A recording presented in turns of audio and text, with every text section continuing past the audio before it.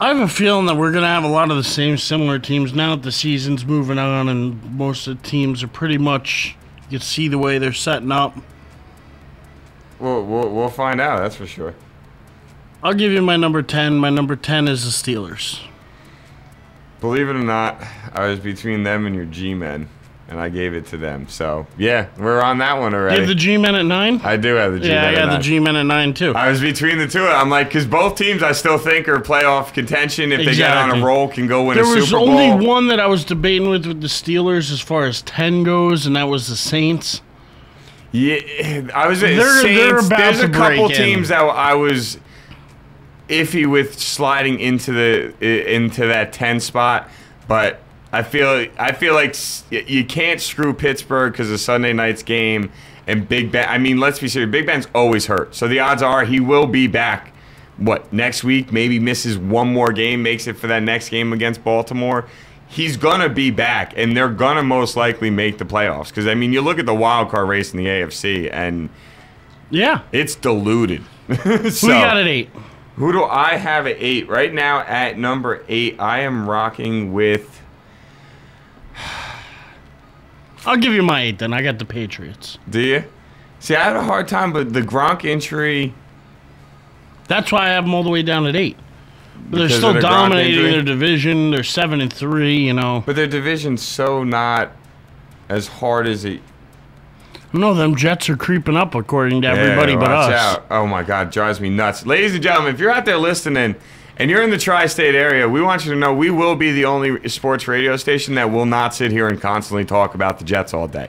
You're safe with that one with us. We're not going to talk about how little they use Tebow or how much they rely on the Sanchinator.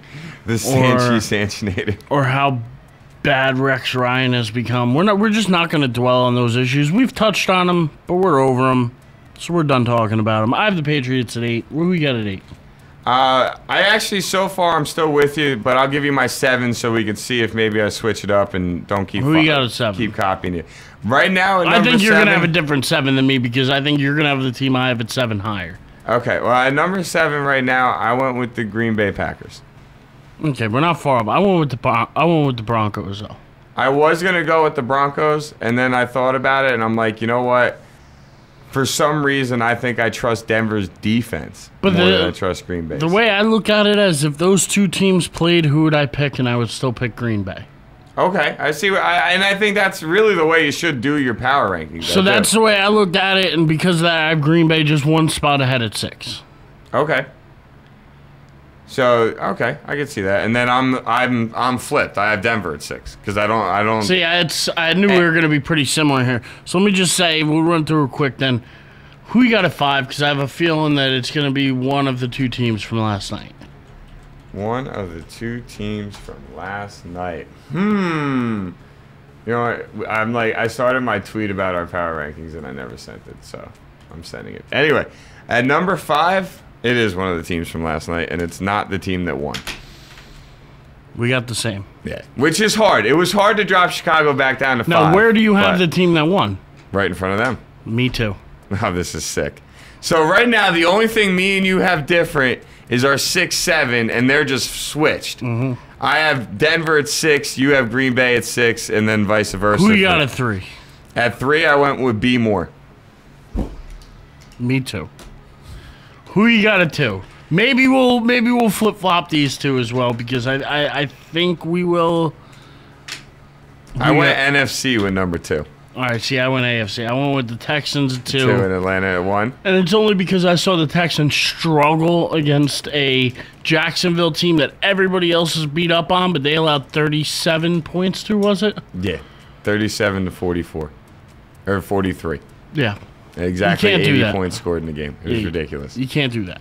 So because of that, I dropped into 2, and I got the Falcons at 1. See, and I went with the Falcons at 2 and Houston at 1 because I watched Atlanta barely be able to do anything offensively against Arizona, which I understand Arizona has a pretty good defense. But they kept letting, like, to me, just how we felt Houston should put Jacksonville away early and it shouldn't have been the kind of game it was. At the same time, at least it was a division game. This was an out-of-division game. This was home for Atlanta, and I had a real issue with how much they struggled against a team that's so one-dimensional offensively. And defensively, I understand that what they've been all year. Arizona's been a all-in-all reliant defense all year long. But for Atlanta, I felt that this was a team they should have been able to beat, and beat pretty handily. And I'm getting tired of watching Atlanta struggle. Yeah. Because they keep winning. And you know what? They always say, all that matters when the year's said and done is W's and L's. So they keep winning. So give them credit for that, hence why they're still number 2 for me. But this team has consistently struggled against other teams all year long, especially teams they shouldn't struggle against. The New Orleans loss, I don't have an issue with that. Simple the fact of the matter is it's a division game, and they've only beaten New Orleans like once or twice since Matt Ryan's became a part of Atlanta. But they struggled against Dallas. Dallas makes one stop, and Dallas possibly comes back and wins that game. Yeah, I don't know, but they possibly could have. They struggled with Oakland.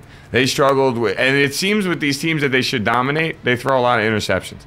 So what's that saying about Matt Ryan? Is he taking the teams too lightly? Did he not do his homework with this team? I don't know. But he seems to be throwing interceptions against teams that you don't expect to see that happen. And whether it's teams that have a chip or something to prove against them because, they're supposed to be the best team in the league, I don't know. But the Houston game, it didn't bother me as much because I thought, division game, this, that, and the other thing. I was surprised by Arian Foster not having as good of a game as you're used to, but so in other words, me and you only vary with Atlanta and Houston at 1-2. I have Houston, you have Atlanta. And the Broncos and Green Bay. And Broncos and Green Bay 6-7. I got Denver at 6, Green Bay at 7. You're vice versa.